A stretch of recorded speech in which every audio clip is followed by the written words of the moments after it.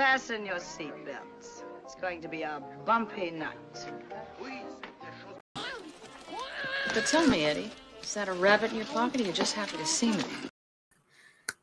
Hello, everybody. Welcome. I try to keep this one just a little bit on the short side because in a little over an hour and 20 minutes, it's a showtime for the screening of Expendables 4 that I'm going to be going to, so I can't exactly go over the hour mark. So I might not go entirely into the articles, but rest assured, and if you have the alcohol handy, I would highly recommend it.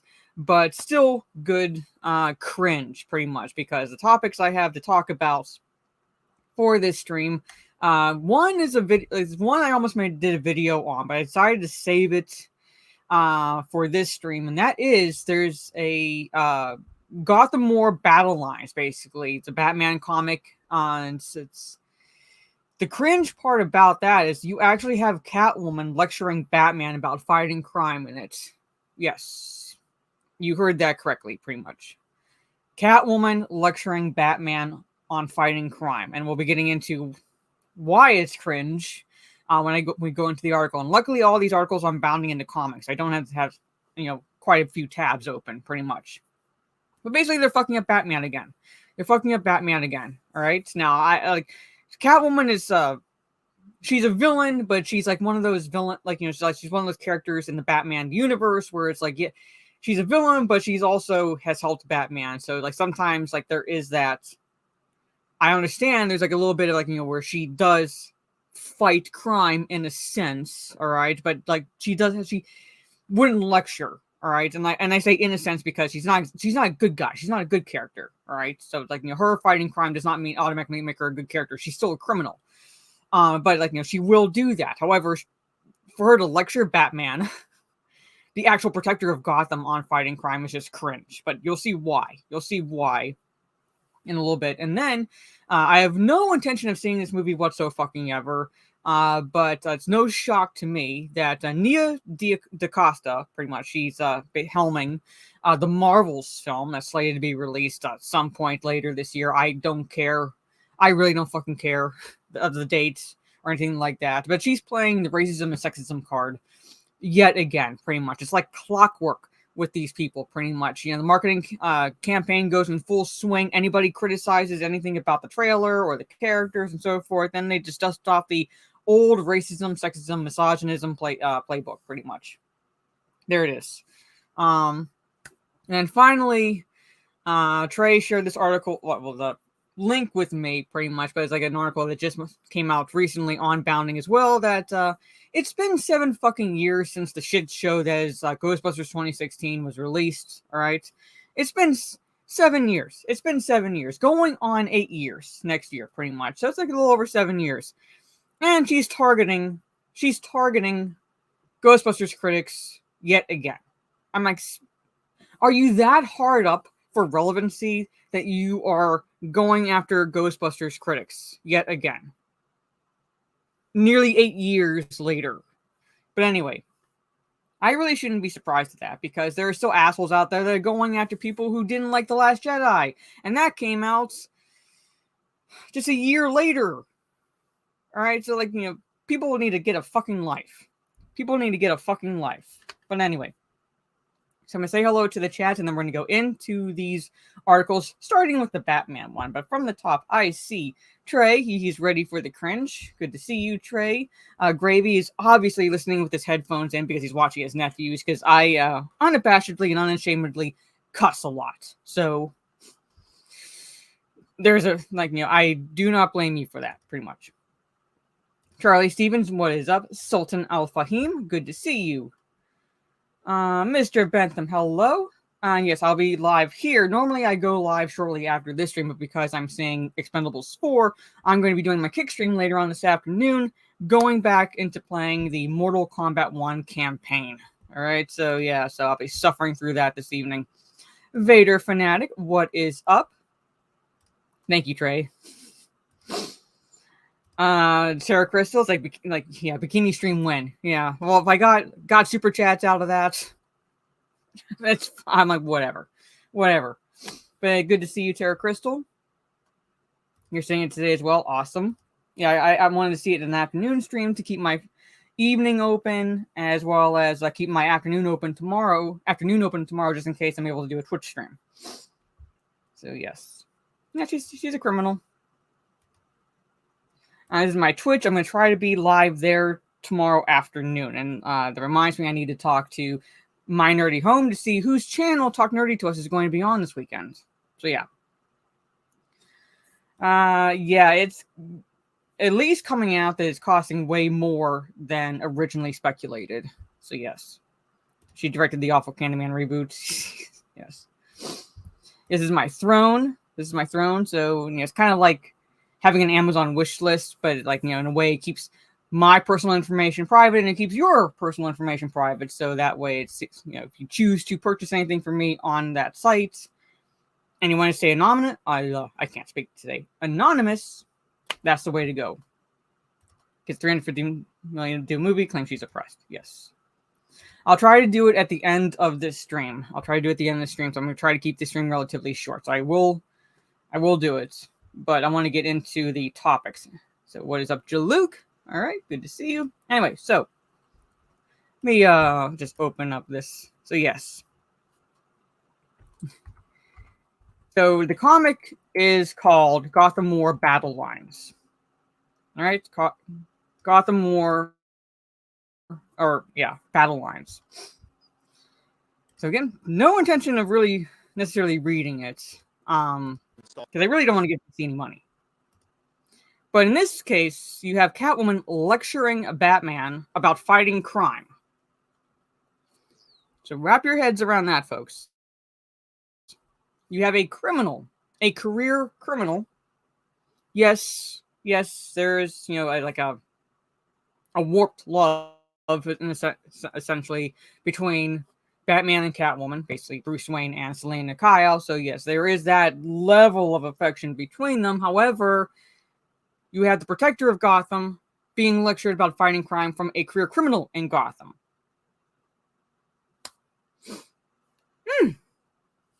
And yes, this will be mirrored over. Well, my main channel's mirrored on Rumble. I have to make sure that the live channel's mirrored there as well, because Rumble is weird a little bit with that. But anyway, that is my Rumble. But anyway, let's just go into this. So battle lines are being drawn in the latest Batman Catwoman storyline between the two sides, and not for any reason you can think of. In the new title, Batman Catwoman, The Gotham War Battle Lines, that is the longest fucking title ever. The Dark Knight is rendered obsolete after 8 weeks in a coma because the city is 75% safer thanks to his former paramour. Alright. Thank you, you fucking ad. So there it is, chat. So start out with. There it is. Alright. Okay, wrap your heads around this, folks. The Dark Knight has been in a coma for 8 weeks.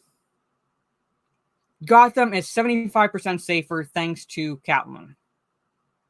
So Batman couldn't do it pretty much most of his entire fucking life. But Catwoman's able to do it.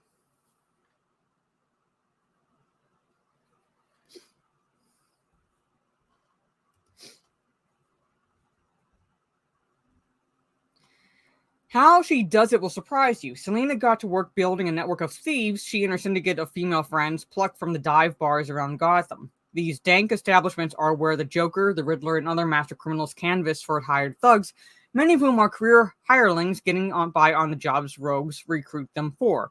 Selina did something about that and deprived the villains of their feeder system. No hired goons, no jobs, no criminal capers. Yes. If the Joker can't fucking find goons, he's gonna all of a sudden go, you know what? I'm not gonna commit crime anymore. Penguins is like same thing. I can't hire goons from this establishment. Well, I guess I'm gonna hang up my criminal cape. What the fuck?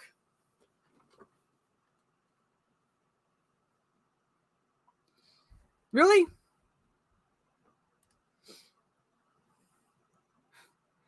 Hence, Gotham is safer. It's also quieter, a little too much for Batman when he wakes up and goes back on patrol. He doesn't like what is going on, and Selina knows it, but there's more to her crusade he will like even less. Cleaning up Gotham still comes at a price, and the ones paying are those the Cats and company believe can afford it. Far from random and uncoordinated, her strategy has rules, and the first among them is Selina's crew only robs from the rich. Moreover, they steal and give to the poor and downtrodden of the city. So they're fucking turning Selina Kyle, aka Catwoman, into a Robin Hood-esque figure, again, completely missing the mark on why Sir Robin of Locksley became Robin Hood in the fucking first place. Nothing against the rich at all, but against the corruption, those in power who are abusing their authority over the downtrodden, pretty much. So there's nothing having whatsoever to fucking do with the simple rich versus poor or anything like that. They are completely missing the fucking point, and they're turning her into a Robin Hood-esque figure, which doesn't make any fucking sense with her character. Yeah, she does rob from rich people, but she's not exactly for the poor either.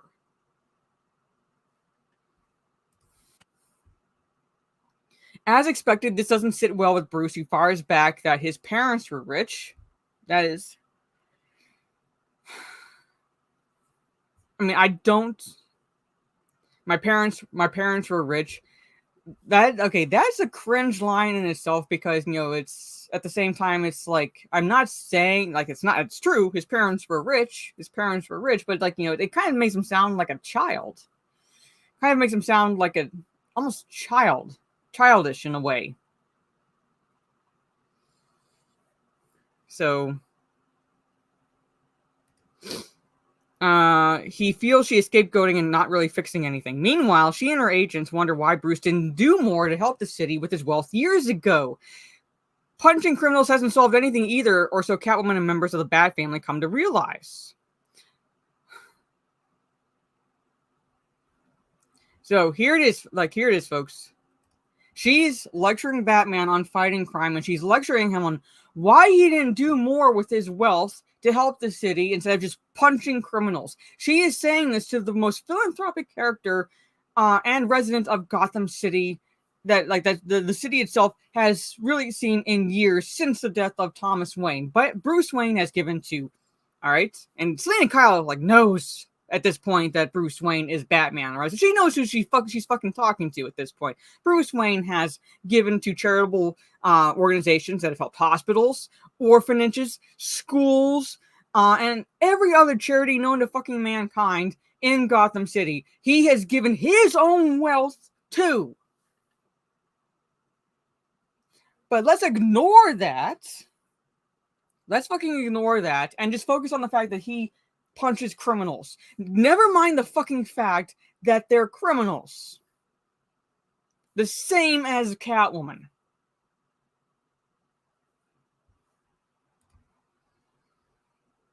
But one of Catwoman's trained thieves gets killed on the job when he doesn't recon the premises. From there, all bets are off and the war is on. Well, I'm not reading this shit because this is shit.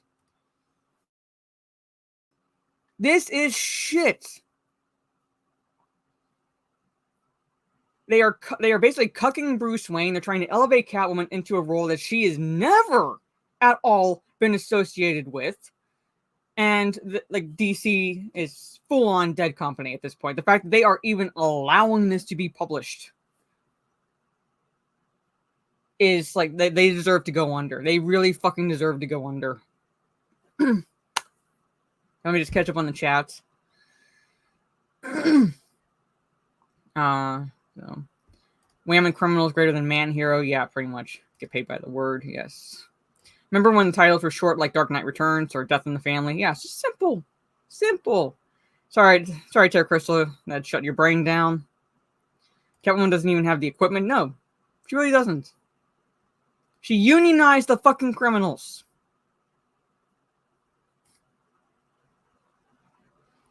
I'm just saying, you have Bane. Bane would just kill her. It's the whole logic in this stupid story is just mind-bogglingly absent because I'm looking at this going, okay, they can't get their goons from these establishments. It's not like they're gonna just stop looking. And Bane doesn't hire goons. Bane does the work himself. So if he wants to commit a crime, he's gonna fucking do it. Same with the Joker. The Joker will hire goons, but at the same time, if the Joker wants to commit a crime, he will fucking do it. Same with Penguin, same with Riddler, same with Two-Face, same with even fucking Poison Ivy. They will do it. So it's the fact that they can't hire goons at one establishment and like they're, oh, I might as well just stop committing crime. What? I hate this. I hate this. I hate this so much. She's not Robin Hood. She steals for her fucking self. Yeah, no summer love, pretty much. Hey, gaming. Yeah, she never cared about the fucking poor. She never cared about them. She stole, like Trey pointed out, she stole for herself. She was in it for one person. Selena Kyle, Catwoman. She was in it for herself. That's it. Rob from the rich. Blame Catwoman for the businesses shutting down and making honest people unemployed. Yeah. Robbing from the rich. Yeah, because the rich, shocker, people who, can't fathom this. The rich typically are the ones who hire people. So you rob from them. All right. You steal their money. They can't afford to pay their employees. People get fired.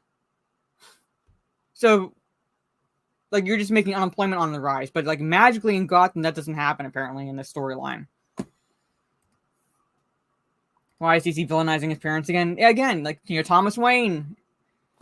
All right. The Wayne Foundation, which was started by his father.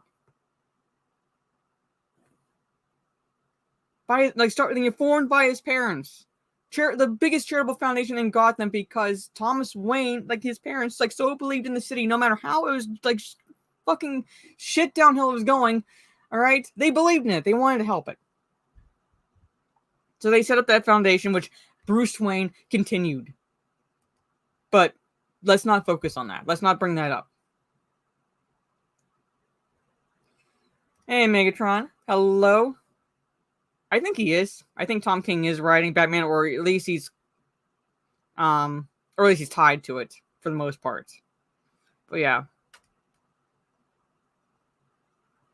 Yeah, Hillary Lee's. Yeah. She, you know what? If I'm going to say anything about the Clintons is they are the longest career criminals just about ever, pretty much, because they've so many people have committed suicide around them and nothing seems to at all come back to them. Nico, hello, Nico. Hopefully I didn't hurt you with the cringe. But yeah, I'm DC is dead. DC is dead. Yeah, he writes trash. He writes trash. I think he's associated with Batman now. Or is it Superman? What one of two, or is it no? Tom Taylor's. Yeah, it's basically, that's why it's trash. That's why it's trash. Yeah, Catwoman chases rich boy Bruce, not poor old homeless Joe in the slums. Yes. Again, Selena Kyle doesn't care about the poor, the downtrodden, the homeless, or anything like that. She doesn't give a shit about them. She really doesn't. But the one who does is getting lectured on fighting crime and the fact that he doesn't do enough with his wealth to help the city. Meanwhile, Wayne Foundation. I'm just saying. So yeah, there it is. There's that article. Starting out a little strong. But let's talk about Nia DaCosta. Let's talk about Nia DaCosta, who was so oppressed. She was given a $300+ million movie to work on, but as part of the promotion for the Marvel's film, she's playing the racism and sexism cards yet again.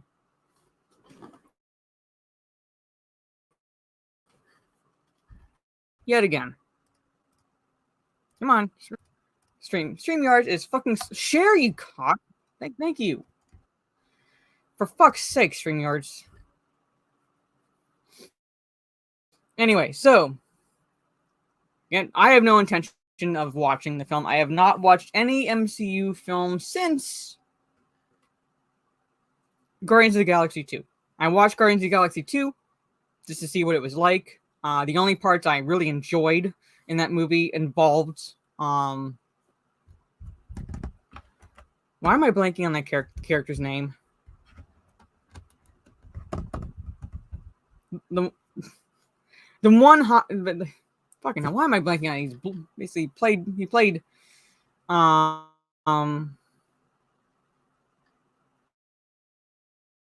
Merle Dixon in Walking Dead. I'm blanking on the character's name, but anyway, like him and Rocket. Then and Yondu, thank you, Trey. Yondu and Rockets. I like those, like him. I like the scenes with those two pretty much. Kurt Russell did a good job, but for the most part, I didn't give two shits about what was happening on that planet. I just wanted to watch the team up of sorts of Yondu and Rocket, pretty much. But that's the last one I saw. But yeah, they're playing these cards yet again. Yeah, it's following a proven marketing strategy, yes. Hey, Hater Source. Yes. Okay, Marvel's director Nia DaCosta unsurprisingly played the racism and sexism card while promoting the upcoming film. It would not be a promotion for a Walt Disney film without someone playing a victim card, and DaCosta made sure the Marvels would not be an exception. Speaking with Vanity Fair, DaCosta said, "Sometimes as a black woman," yeah, because that fucking matters, apparently, "you realize that people think you take up more space than you actually do. Have you seen Lizzo?"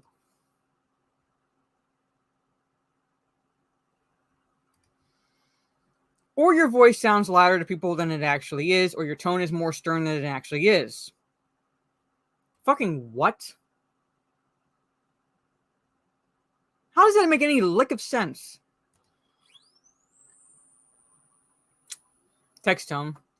DaCosta added that some crew members on previous sets she worked on said things that are super inappropriate that you would never say to anyone else because they were so specific to my gender, my race, my age. I love these ads. I love, like... Alright, so... While she did not provide any examples or name any names, well, you can provide examples without naming any names, but, like, shocker. No receipts. No receipts, no examples, nothing. Shocker. Vanity Fair's Rebecca Ford made it clear none of this happened on the set of The Marvels. She had a very different experience on The Marvels, fortunately in part because she had the power to hire the people she wanted for her team. So she hired a bunch of fucking yes men. She hired a bunch of sycophants to kiss her ass and say, "Yas, queen." That's what she fucking did, apparently. I'm going to hell, but I don't care. DaCosta said, "I realized it wasn't ever going to be about how much power I amassed or how many great movies I made. You haven't made a single fucking one, bitch. Or if I won awards. Again, you haven't. It was always just going to be the people that I surrounded myself with. A bunch of yes men." She added, "The thing that I've been most surprised by lately is how much respect I'm getting from these middle-aged white dudes that I work with." Oh, the ones that don't want to be canceled by your ass? Those middle-aged white dudes? The ones that, like, prostrate themselves before the altar of virtue signaling and identity politics just so they don't get canceled by the likes of you? Oh, sure, that's a lot of fucking respect. Not only did DaCosta play the racism and sexism card, but she also appeared to distance herself from the film by claiming it is actually Marvel Studios executive Kevin Feige's film. She's full on positioning herself to throw him under the bus. DaCosta discussed the advice she received from Black Panther director Ryan Coogler about just being herself when she was initially tapped to direct the film. She recalled, "You can't do anything but be yourself, so bring that to the table. They can choose to take some and leave some, but that's what your job is." Clearly, the implication here is that Marvel Studios and Kevin Feige have overriding story authority, especially when it comes to creating a final cut for the movie. That looks so fucking trash. Anyway, in fact, later in the expose, Vanity Fair's Ford noted the film's post-production proved to be the most challenging, given the film needed to connect with the Ms. Marvel Disney Plus series, as well as lead into the future of the Marvel Cinematic Universe. So, you know how they are doing this now, ladies and gentlemen, where it's like, you can't just watch the movies. You can't be a normie and just watch the movies and understand everything that's going on. You have to watch the Disney Plus series. You have to read these comic books. You have to watch these films and so forth, just to fucking stand what's going on. No normie is going to do that shit. No normie is going to do that shit. To this end, DaCosta admitted, "It is a Kevin Feige production, it's his movie." She elaborated, "So I think you live in that reality, but I tried to go in with the knowledge that some of you is going to take a back seat." What the fuck does that even mean? "So I think you live in that reality, but I tried to go in with the knowledge that some of you is going to take a back seat." Alright, so what do you think about this? I think she's full on. The fact that she name dropped Kevin Feige, she's full on setting it up that she can throw him under the bus.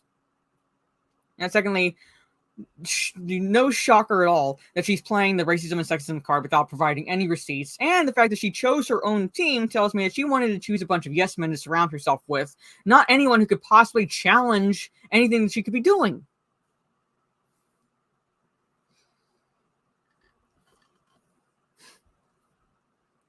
There it is.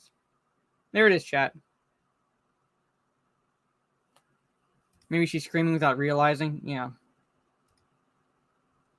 Well, majority of women directors suck. See, the thing is, bitches like Nia DaCosta have the likes of Ida Lupino to thank. Lupino to thank for it. Like, she was like an actress turned director, pretty much. She actually, was actually one of the instrumental women directors to pave the way for women to be able to do tasks outside of just acting and so forth. All right, she actually helmed good projects. She actually had talent, but that's seriously lacking nowadays. And yes, I will agree with Tara Crystal. Most women directors suck because most of them are coming in without any experience whatsoever, with the notion that people are going to bend over backwards for them just simply because of their sex. Like, you're going to respect me because of my sex, and that's it, pretty much. No, your respect is earned, and you earn my respect based on the product you produce. Whatever, like the talent you demonstrate. That's how you earn most people's respect. Not, oh, I'm a whammon, or I am this color, or I'm this sexuality. No. Because if that was the case, we'd have fucking world peace at this point, because people would be respecting everyone else over their sexuality, and skin color. Jesus Christ. That's not how life works. She can't be talking about Candyman. That movie is beyond. Yes. That's what I heard, and that's why I didn't watch it. People have no problem with Catherine Bigelow because she actually has talent for the most part. She actually has talent. They don't want to lose their jobs. Yeah, so they're going to tell her exactly what she wants to hear because they don't want to lose their fucking jobs. Yeah, pretty much. Yeah, shocker.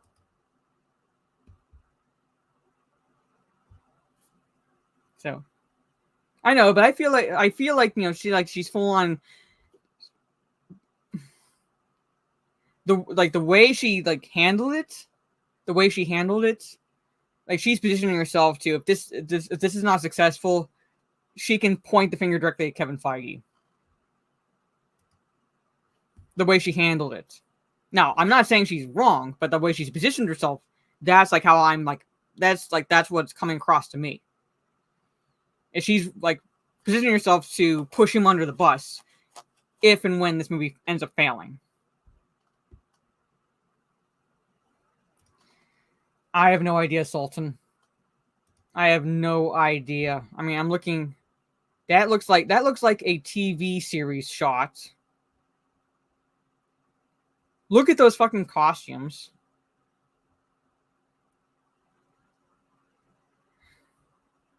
And that looks so fucking bad. Look, it's just, how? Where did this money go? Where did this money go?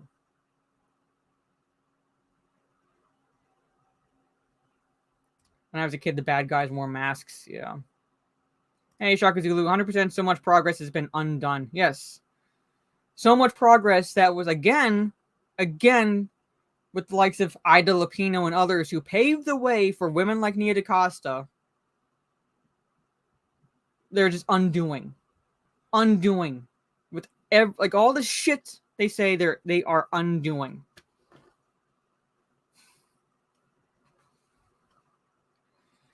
women hired as directors because they're women, not like the old days with directors doing student films, commercials, and music videos before doing $100 million movies. Yes, like back in the old days, yes, you started out doing music videos or commercials and things like that, but that was to build up your resume. That was to build up your resume because people weren't going to hire you unless you demonstrated you had experience doing the task. That's how it's supposed to be done. All right. The same with like Ida Lupino. I keep bringing her name up. All right, but she was an actress. All right. She's an actress, and when she progressed from acting to directing, she didn't just jump in and helm like certain projects. She learned during the time that she was an actress. All right, so it's like she would basically like observe the directors. She would handle certain scenes and so forth. Like she would do that shit. So she would build up that experience. So when finally she was hired to actually direct a project, whether it was an episode for a TV series or whatever, or a movie, she had that resume of sorts built up. And it was during a time when it was legitimately fighting for equal rights, equal opportunity. All right.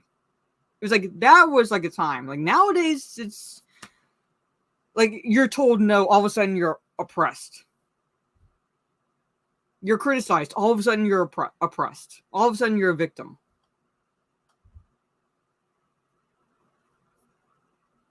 But there it is. There it is. Hey, Dead Punk. There's no such thing as merit anymore. It's do you fit this checkbox and you're hired. Yeah. So like look at these people's resumes. They barely have any projects to their name before they're hired for these big projects. There it is. But anyway. So last article I have, which is like, why this is even a thing now, I don't know. But Leslie Jones, who's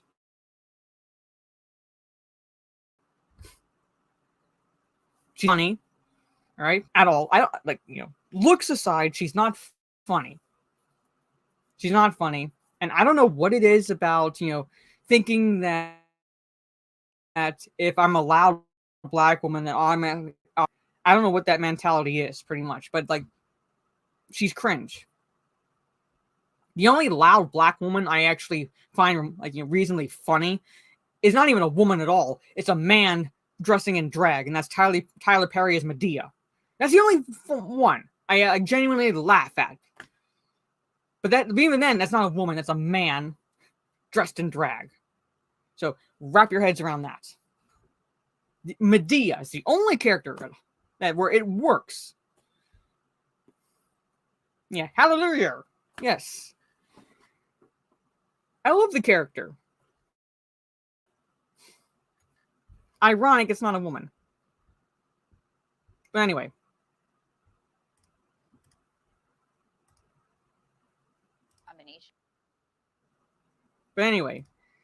All right. So, Ghostbusters, as people refer to it as Ghostbusters 2016, came out 7+ years ago, nearly 8 years ago. People have moved the fuck on since then. It bombed at the box office because people thought the trailer was shit. All right, so they criticized it, and then they were called racist, sexist, and everything under the sun. Never mind the fact that I was one of the ones that criticized it because I thought it looked shit. All right, criticized it, which alienated them even more because they're not going to spend their hard-earned money on something that they've been told is not for them. Yeah. So people have moved on. No one gives a rat's ass about this film or any of the actresses that worked on this film. So who cares? But apparently she's opening her big fucking trap yet again. So Ghostbusters Answer the Call actress Leslie Jones continued to lash out at critics of the film, describing them as, quote, sad keyboard warriors living in their mother's basements, as well as attacking them as racist and misogynists. In an excerpt from her upcoming memoir, Leslie fucking Jones, a memoir,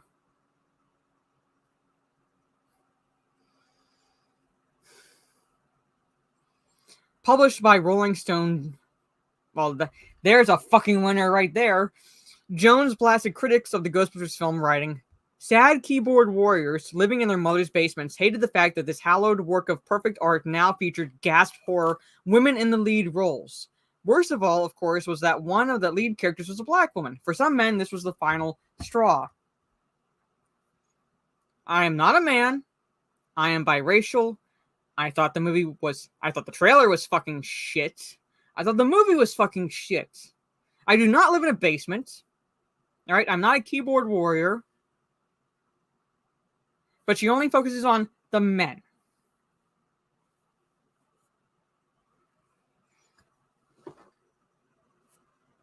Never mind the fact that, like, these men, all right, most likely grew up on films with Pam Grier in them, who is still very good looking to this day.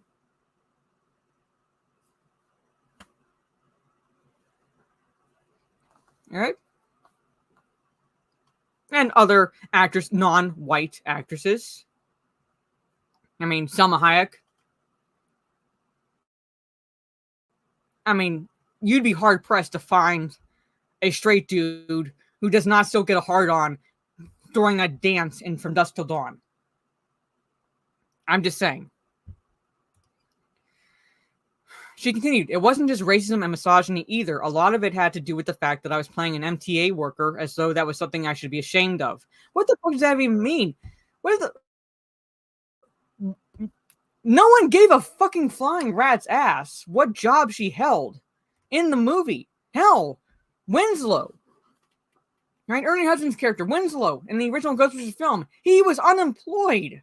He was looking for a job. No one fucking cared. Or it's just not Winslow. Winston Zedmore. Sorry, what did I say?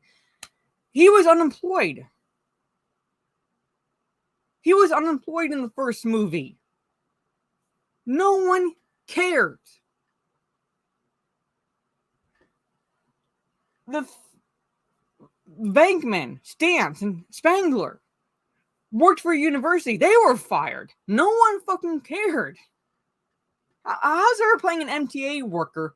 Again, like Mass Transit Authority. Who the fuck cares?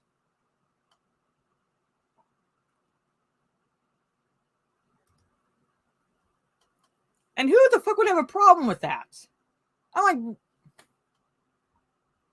think she's throwing shit out there to see if it sticks. And like shocker, there's going to be people who actually buy into it. Jones did indeed receive a number of racist tweets. One example of a tweet she received from the Real GB Fight reads, "How dare you destroy our cultural heritage like this, you fucking homophobic gorilla, blah, blah, blah." All right? Okay? Now, okay. Can you get that off the screen for YouTube? So, like, does such shit, pretty much. All right. This is a rare instance when a person is able to provide receipts. However, all right, these tweets were in the extreme minority of people. And most likely, most likely were trolls. Because what trolls do is they say the most insane fucking shit they can think of to get a reaction. Like, one is calling her a fucking communist, you know, like using monkey in a derogatory term. Okay? These comments are wrong and they should be condemned. They violate God's Second Amendment he gave us. You shall love your neighbor as yourself. However, Jones also made similar comments and they are wrong as well for the same reason. So, two examples. All right. He previously compared white folks to a hippopotamus. All right. She also made a call for violence during a stand-up comedy routine back in 2017, saying, "If I see another 45-year-old white woman from Williamsburg saying Black Lives Matter, I'm going to punch you in the mouth. Stop doing that." Guess you don't want an ally.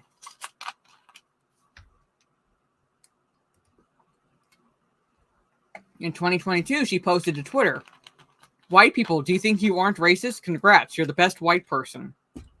In the video, she added, "Hey, white people, it's me, Leslie Jones, America's motherfucking sweetheart, here to illuminate you, to illuminate something for you all.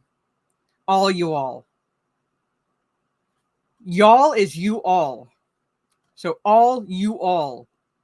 She is one of the biggest fucking ignorant cunts out there. Jesus Christ. It's either for you all or for all. Alright? Redundancy. Fucking eliminate it, you goddamn assholes. Racism is a spectrum, and it can go from racism to racism with many shades and flavors in between. So it doesn't matter. So basically, remember that tweet? Remember that video, ladies and gentlemen, where it's like it doesn't fucking matter because racism now is a spectrum. So you can't just say I'm not racist or anything like that, because they can be like, well, you fall on this end of the racism spectrum, where you're like, yeah, you're not racist per se, but you are a little bit. Like, you are racist. Like, it's, or what is it say? Like, everyone, like, you're unconsciously racist or something like that, pretty much. Like, you have unconscious bias and shit like that. Remember they're throwing those terms out? So it didn't fucking matter. It didn't fucking matter what reality showed. Right? As she says this, a skin tone chart is shown below her depicting different shades of white people with the implication that all white people are racist. She continued, but what degree of racist are you? We have the extreme racists, skinheads, KKK, most of all of Boston. Boom, right here. Now, right in the middle, are you the person who says, I have a black friend? Do you consider me that black friend? Leonard Skinner fans. Free Bird, is that by Leonard Skinner? I love Free Bird. I didn't know they were racist until later on in my life. Like, the very thing about that is if you have a black friend, that means you're not racist. Because if you were genuinely racist, you would not have a black friend.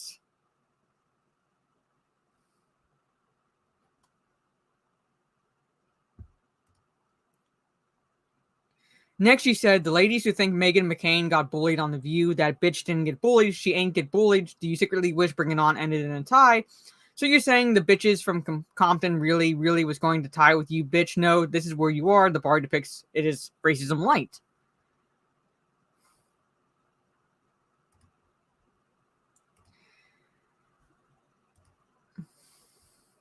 More and fucking more, I'm like full on pro sterilization.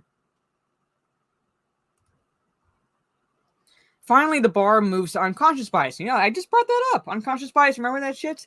With Jones stating, and at the very end of the spectrum, we have the unconscious bias, a catch-all for the rest of y'all. Did you assume Uncle Ben and Aunt Jemima were a couple? No one fucking assumes that, you dumb cunt! You racist and dumb as hell. Do you think all nipples are pink? No one assumes that, you dumb cunt. Even while you're looking at my black ass face, that's racism sneaking in without you knowing it, tricky little bitch. If you didn't see yourself on the spectrum, that's the category you're in. Give yourself the best white person award. Congratulations. So again, doesn't matter what reality says. Everyone's racist, even unconsciously so. Because she's listening to the most dumb shit out there that no one ever fucking believed. No one ever fucking believed that Uncle Ben and Aunt Jemima were a couple. They're fucking food brands. They're food brands. Who the fuck cares? No one thought that. And no one, other than maybe little kids, because they don't even know any better before they understand puberty and shit, are going to think that everyone has pink nipples, because guess fucking what? By the time we reach puberty and we understand the concept of, genes and DNA and so forth, all right? Okay? We understand that not everyone looks the same. So, I'm going to play this for her because she cannot fathom this, apparently. She cannot fathom this. But Uncle Ben and Aunt Jemima, where are they? Okay, they're talking about fictional characters. Fictional characters. Am I getting through to you at all?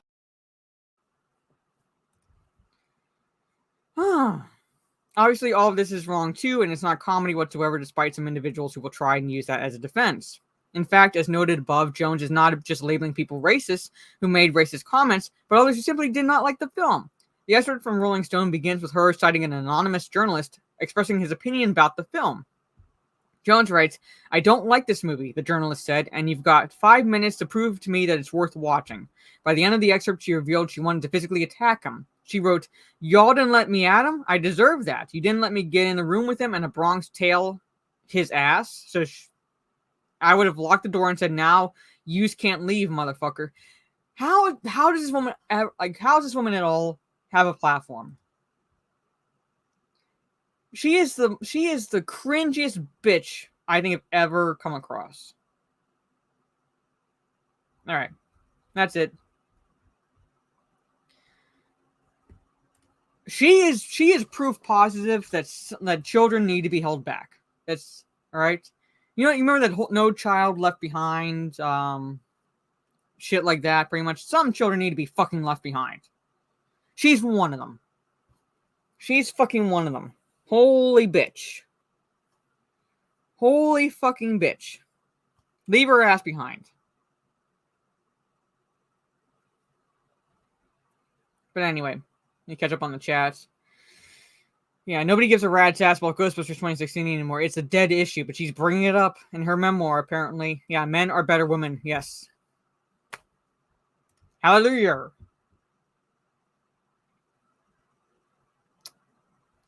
Leslie Jones earned less than 1% of Melissa McCarthy's salary for that Ghostbusters movie. Merit or oppression?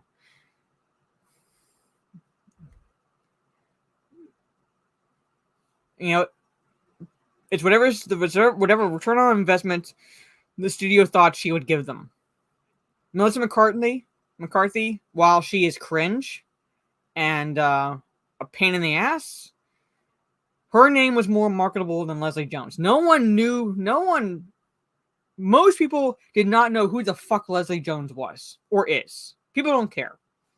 So I wouldn't say that's oppression. I'd say that's merit because, again, she was not a recognizable name. Because SNL is pretty much dead. Right? No one knew. No one fucking knew who she was. So that's what studios do. They look at the bankability of because let's face it, actors and actresses, all right, they're products to the studio, all right, and they're going to push a product that they're going to get a bigger return on investment with. Melissa McCarthy was the bigger of the two products, even though Leslie Jones is fatter. But there it is. That's how it works. That's how it works. You don't have to like it, but that's how it works. Now, when Shrooms can't even save a movie, I watched it for free on cable and I still want my money back.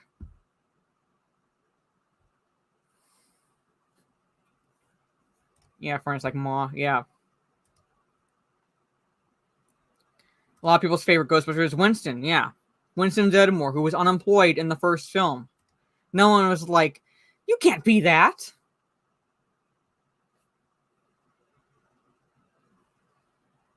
Pam Grier was class. Yeah, and she could act too. Yeah.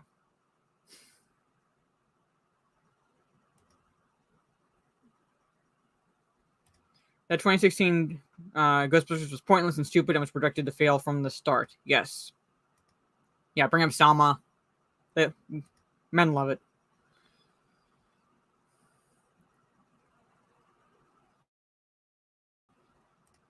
Ash and Evil Dead doesn't have a high-paying job either. Yeah, Tucker and Dale don't either. Yeah, they're pretty much hicks. So, again, no one cares. It's all about the characters.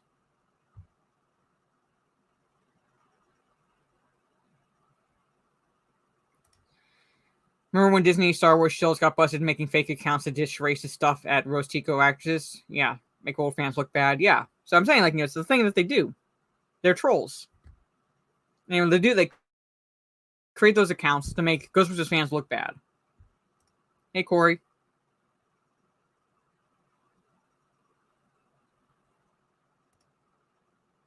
Yeah, they would. They'd like to throw this one out, especially. Most people have everyday 9-to-5 jobs. That's the most counterproductive statement that completely dismantles her entire argument. Everyone loves Winston. Everyone loves Ernie Hudson. Yeah, and exactly as I pointed out, Winston was unemployed in the first film because you literally see him answering a want ad for the Ghostbusters.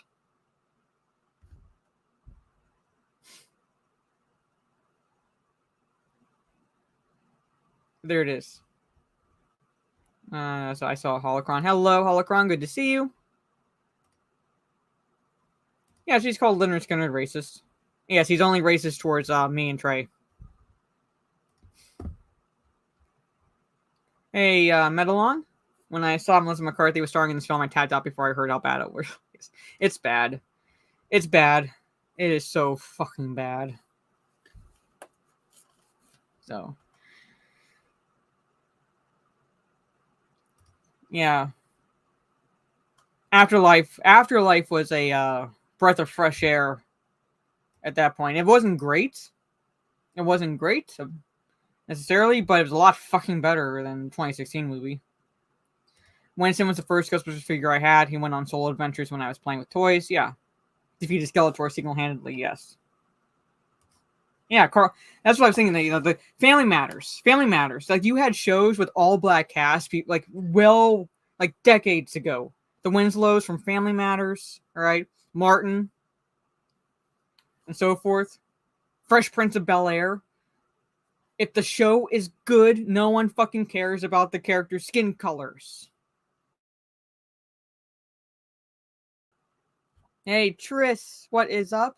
Just wrapping up. You're just in time for a very quick, this one time in D&D story, because I'm wrapping, basically done with the cringe. So I figure I would end the stream on, we're kind of regaling you guys with what happened on D&D last Sunday. So I'm going to try to remember as much as possible, because it's been a long week. I loved Family Matters. It was one of my favorite shows growing up. Loved it. One of my favorite episodes. Remember when Urkel invented the machine that could transform him essentially into other personalities? And they're in a warehouse and they're kind of surrounded by these gang members. Him and Carl Winslow are in this warehouse surrounded by these gang members. And Urkel buys time by let me show you, but let me demonstrate this to you, pretty much. And he pulls out a vial called Bruce juice, and they're like, which Bruce, pretty much. He's like, could be Bruce Springsteen, could be Bruce Jenner, could be Bruce Willis, think he's going through I don't know, and end up being Bruce Lee. So him and Carl come out looking like Bruce Lee and just kicking all the gang members' asses. I don't think any Asians had a problem with that. Yeah, Sanford and Son too. My wife and kids, yes.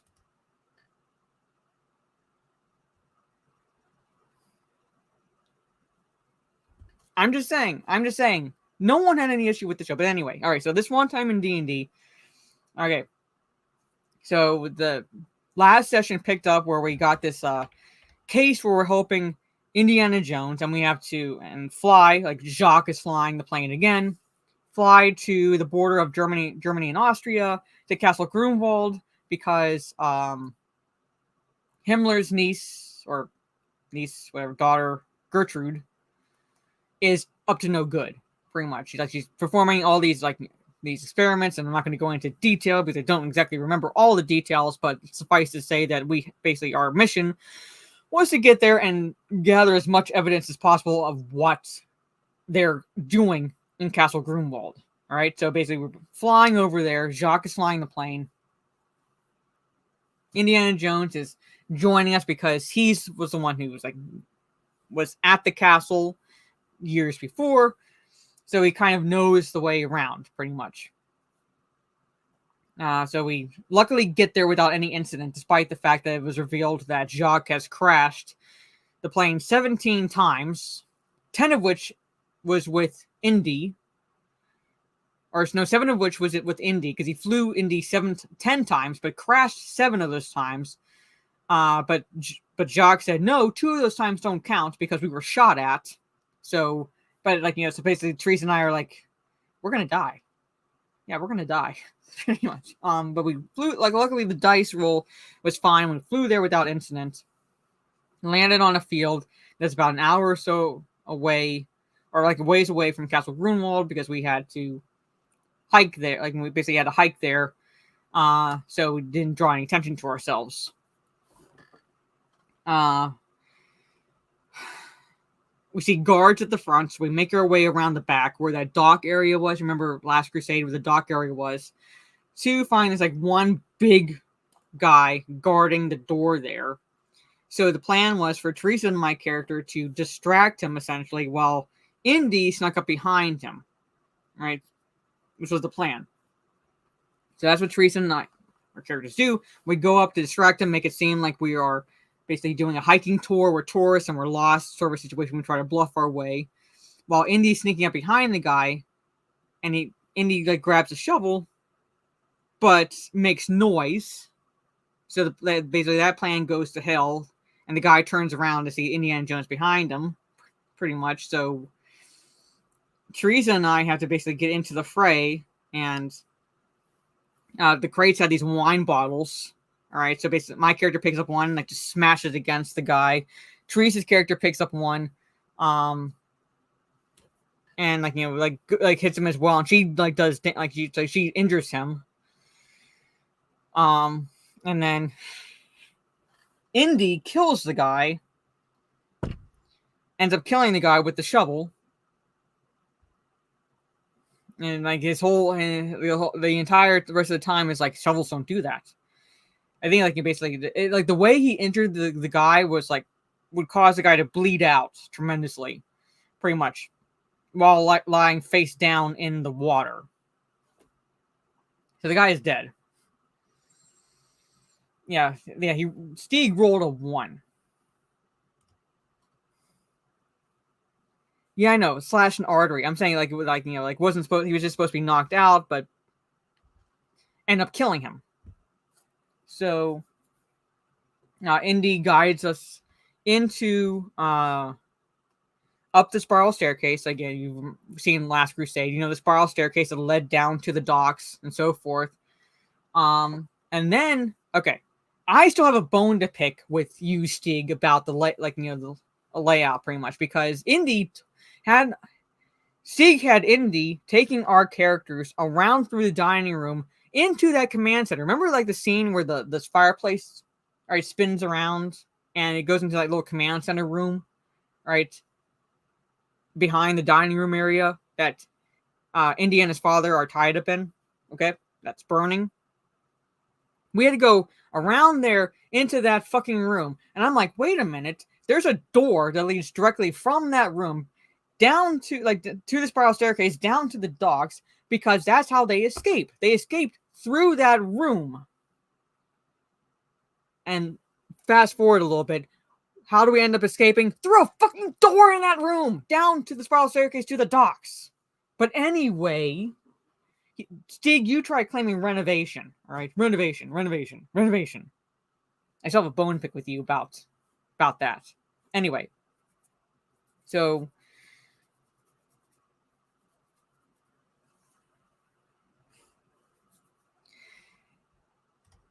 there would still be a fucking door he would see, Stig.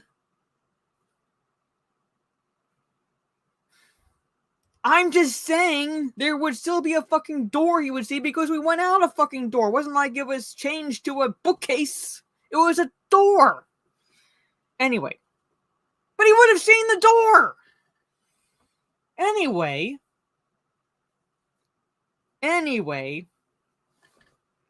So we're there. I tell Teresa's character, because Teresa's character is a reporter, you start taking pictures.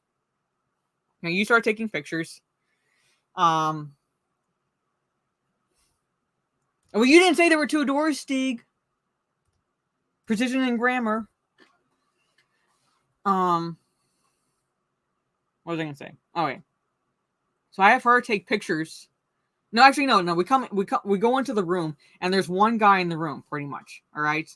So I'm like, fuck it. I go in. I have my character put my hands up. I go into the room, sort of situation. So then, fuck it, pretty much. And this is when Indiana Jones, the role goes well, pretty much, and does the awesome thing of taking his whip and basically pulling the guy towards him, and Indy knocked him the fuck out, pretty much. All right, so the role was fine there. So I have Teresa take pictures of whatever she can find, grabbing whatever they can find and so forth. And I am the computer use expert of the character, so I actually got onto the computer to find a file to print out, pretty much, and so forth. So we do all that, and I think at that point an alarm goes off. So we have to basically book it. We have to book it back down the way we came, essentially. Down the way we came, the spiral staircase down to the docks, and I pulled a maneuver from which ends up really going nowhere, quite frankly. But I ended up pulling a maneuver of starting up one of the boats to send down the river to see if any of them would follow. All right, but we end up taking this Jeep because we got to book it to the airfield because the alarm's going off. So Teresa's driving, and you have Indy and me in the car. Indy grabbed the shovel because he killed a guy with this. He's gonna keep it as a weapon.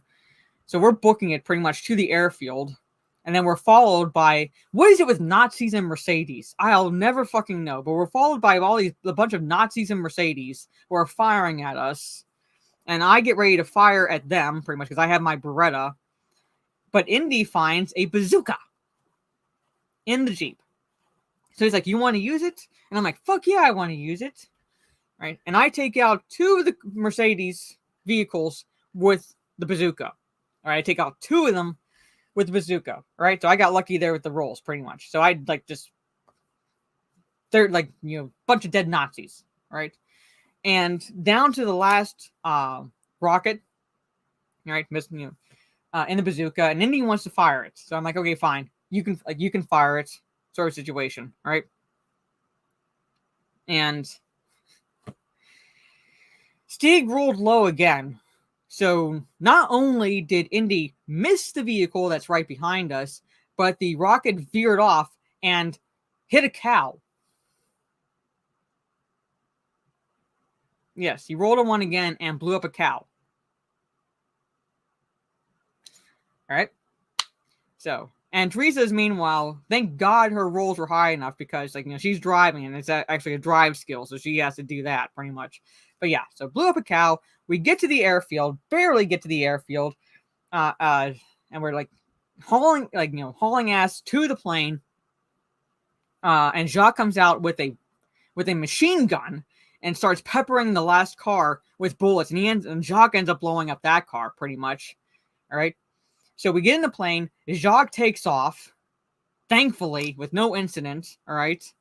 And Teresa's my characters. We both know German. All right. So I said I'm gonna have my character stick her head out the window and start yelling obscenities against the Nazis, pretty much. All right. So I'm having my character shout obscenities, and Teresa decides she's gonna have her character say, "I'm a Jew. You just let a Jew escape." Meanwhile, Stig's rolling to see if the shots hit the plane, and they do. So Indy and Jacques are both are to Teresa, just fucking stop.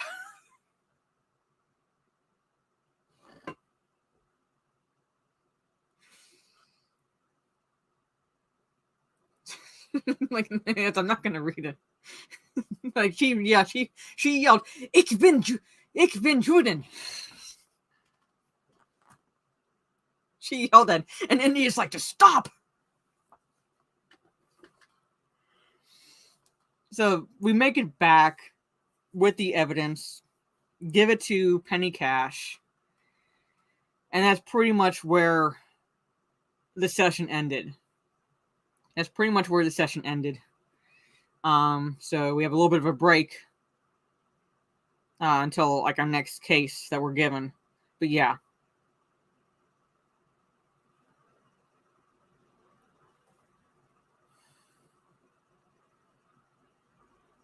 So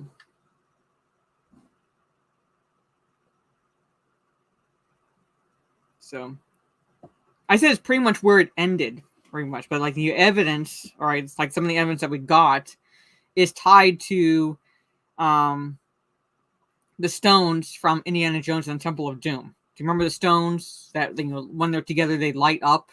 That's where like some of the evidence is tied to, because there's this villain in the shadows that we don't like, whose identity we don't know right now, who's trying to track down all these different artifacts, like get these different artifacts, and one of them, or some of them, are the stones from Temple of Doom.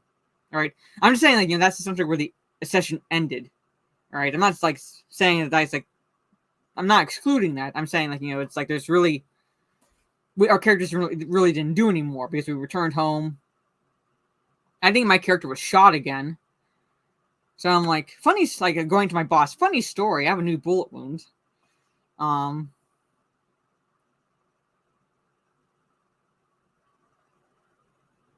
So, but yeah. So it's tied to those stones that that this person in the shadows is trying to find. To those stones. But anyway, that is the D&D story. So yeah, we blew up a bunch of Nazis. Indy killed a guy with a shovel. Indy couldn't remember the castle. Yelled obscenities at Germans.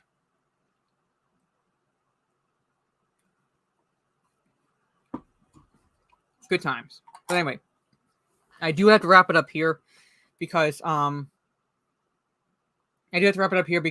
movie starts in a little less than 20 minutes. So I basically have to end it, grab my stuff, and book it to the theater to go see Expendables 4. So it's a cryptid mission will be next. So should have another D&D story for you all early next week. But anyway, so thank you all for hanging out with me. See you all tonight. Yeah.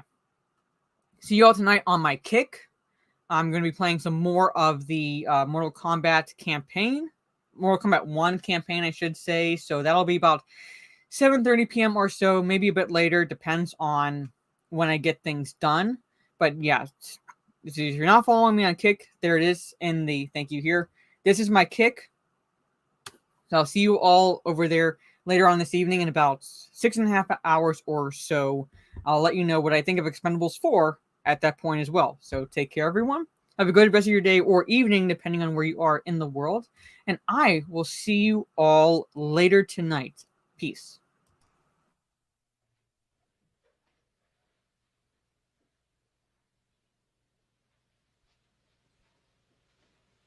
You're still here? It's over. Go home.